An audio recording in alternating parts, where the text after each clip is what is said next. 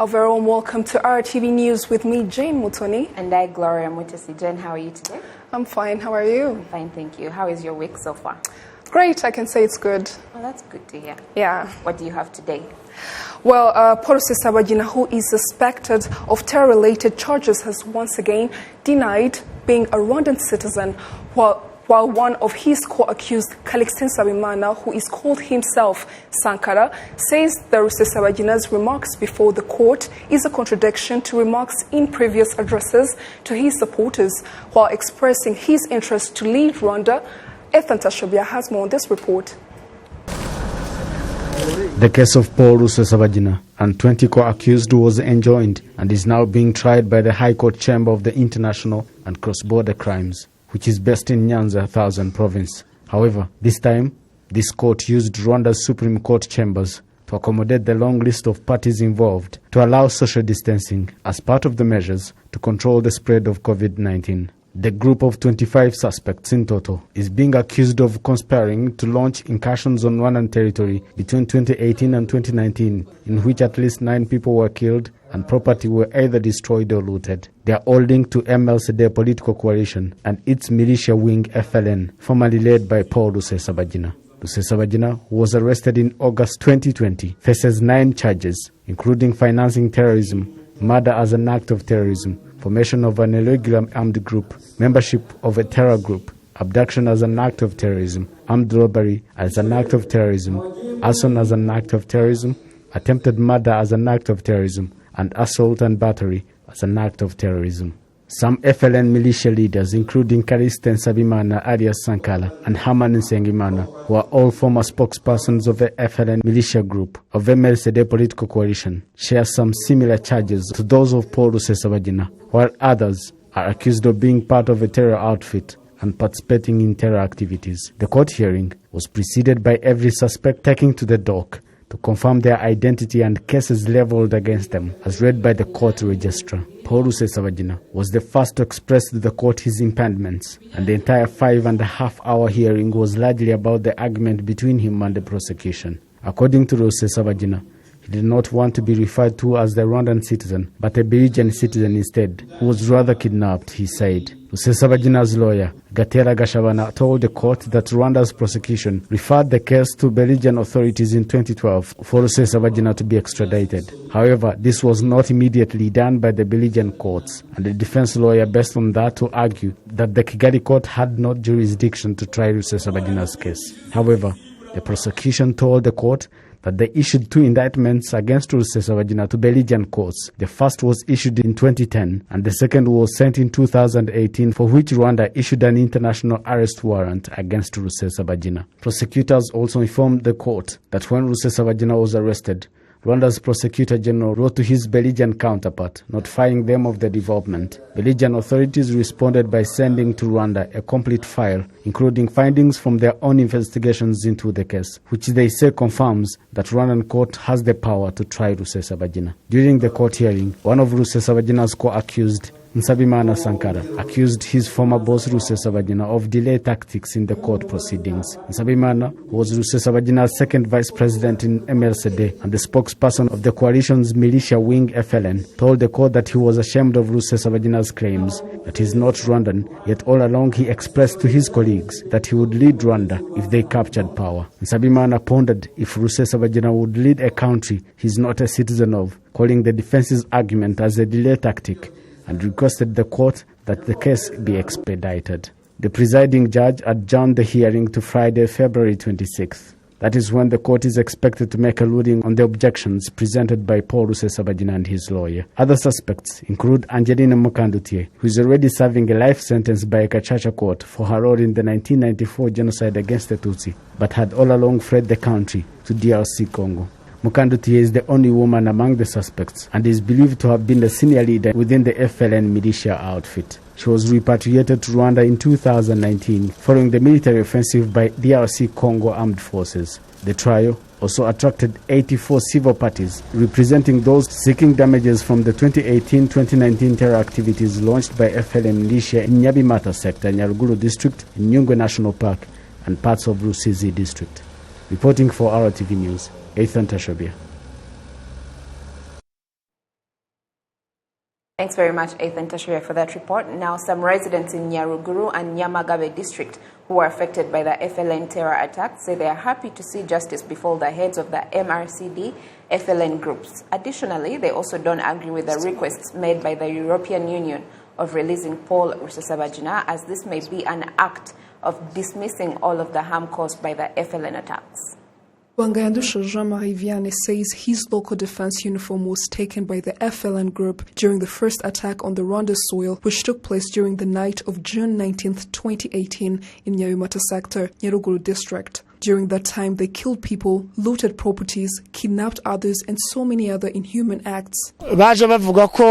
They came and told us that those who will try to fight back will be killed. But among all those that were killed, none of them fought back. They were also targeting public installations because they did ask for the district offices, and I told them it was 14 hours away, although I wasn't sure, as I was new in the area. In another incursion, local residents in Uwinhinji sector, Nyamagabe district, were also targeted on April 13, 2019. As you can see, they shot at me. All these are bullets. I never had any sort of sickness. My disability was caused by them. One of them came from behind and started shooting at me, and that's when I fell on the ground as I was bleeding. I was shot at 4 times. While the people being this terror attacked are being arraigned before the court, local residents are happy to see justice befall them. When they were first captured, we were very happy because to us it was the beginning of justice. As local residents in Nyayumata sector, we are happy to see them appear before the court so that we can get the justice which we had hoped for.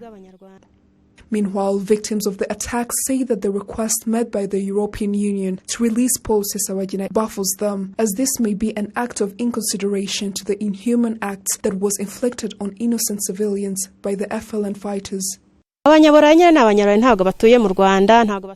Foreign people are foreign people indeed. They don't know what happened here in Nyayumata sector. I was left widowed with 2 kids, while in other homes, children were killed. Paul Rusesabagina is accused of forming and financing terror groups, among other terror-related crimes. An expert in international politics and a professor at the University of Rwanda, Dr. Ismail Buchana, says that the request made by the European Union to release Paul Rusesabagina is a sign of disrespect towards the justice of Rwanda.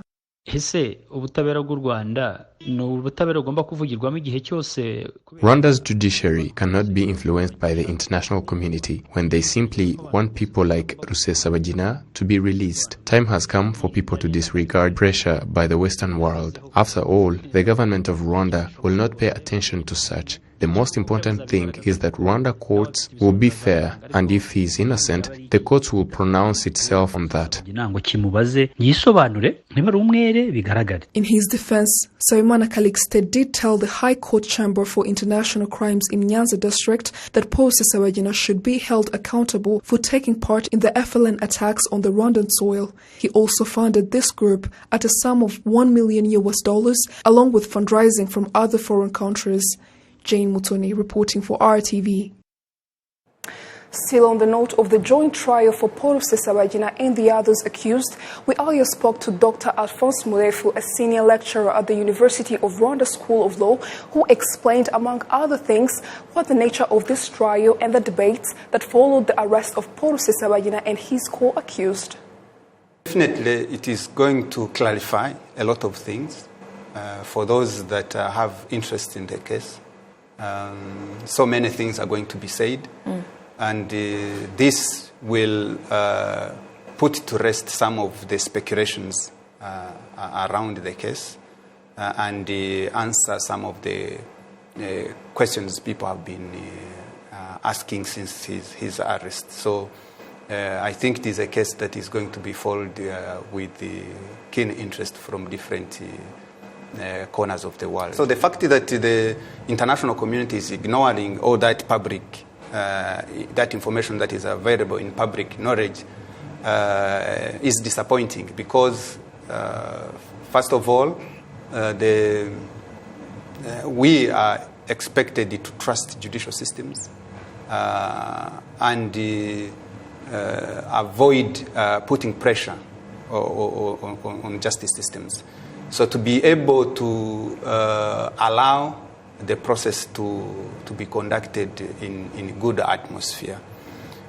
Those who have claimed or have put pressure on Rwanda are not so much focused on whether he's guilty or not. They are ignoring that part and focus on the manner in which he was arrested and how he reached into the Rwandan court systems. So that is an issue that was litigated in the preventive detention when he was introduced before the court at the immediately after his arrest, and that was exhausted in appeal. But still, it is an issue that will continue to be asked.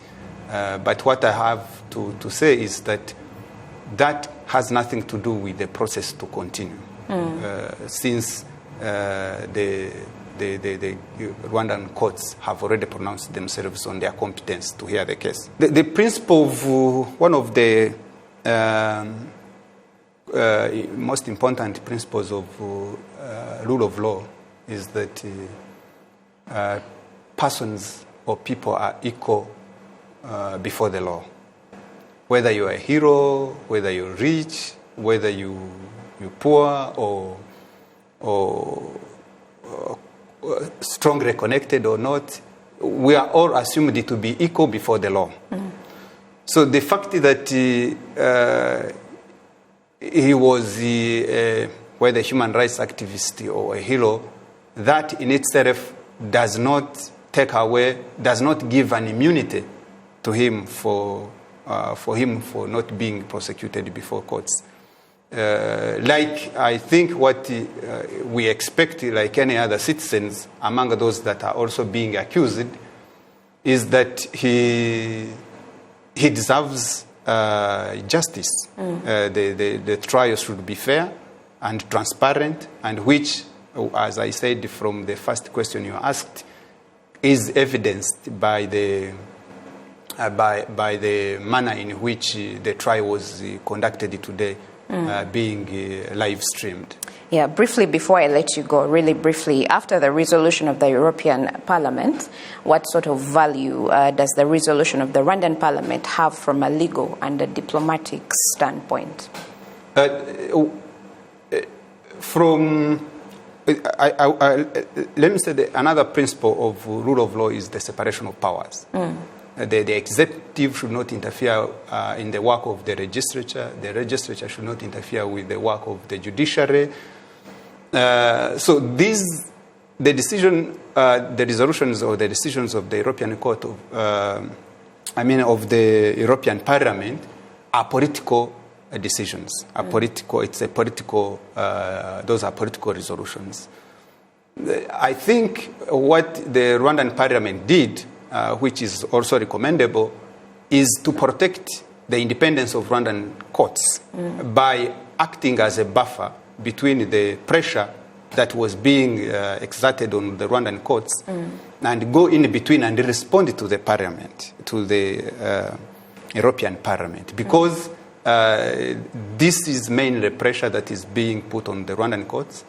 And by the principle of judicial independence, we expect the Rwandan courts, regardless of this pressure, to act according to the available evidence, to law, and due process to provide justice not only to the accused persons, but also to the victims and the Rwandan society.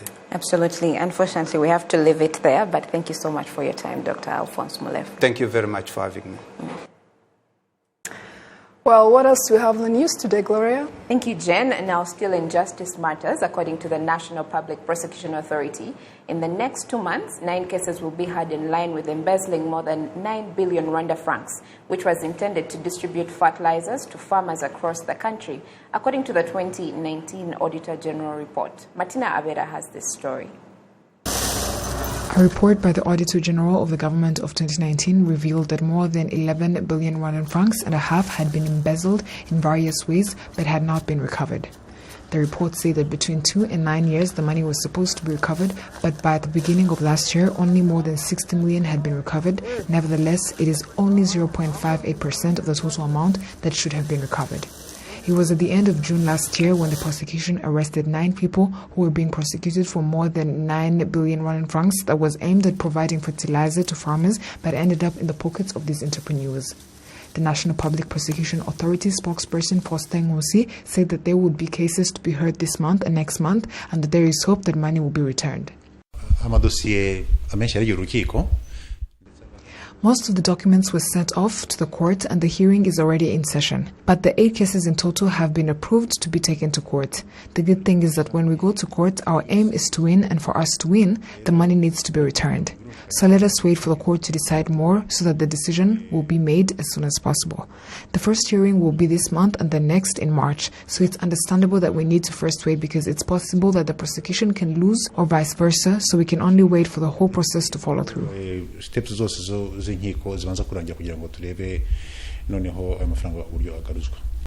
Agricultural Subsidies Program Manager Gatari Ejid from RAB in charge of the Smart Ngunganire program confirms that the introduction of fertilizers through this program, there is no loophole that would lead to fraud in the operation. About what they said concerning fraud, it is part of the Smart Ngunganire program goals. The stock of goods that sellers import is supervised by the Ngunganire program because it is in our system. So this system of receiving news in the fastest way possible is very effective in a way that if there is an issue, we can easily fix it without waiting for a long time. Farmers, on the other hand, say the Ngunganire program has reduced fraud in the purchase and payment of fertilizers. The amount of fraud that used to take place in the system was too much. Farmers used to be written on an amount of fertilizers that they didn't even buy. However, through this Smart Ngunganire program, you can't give a person an amount they didn't sign for. They request for what they signed for, and that is what they are given when they come to buy. Fertilizer use in the field has increased from 32 kilograms per hectare in 2017-2018 to 46.4 kilograms per hectare in 2019-2020. The country aims to have 75 kilograms per hectare by 2024. So far, about 765,197 farmers have been approved under the Smart Ngunganire program, while more than 68,000 others are expected to be approved to receive fertilizers for the B2020-21 crop season. 41.2% cultivate in cooperatives and 58.8% cultivate on their own. Martina Avera, RTV News.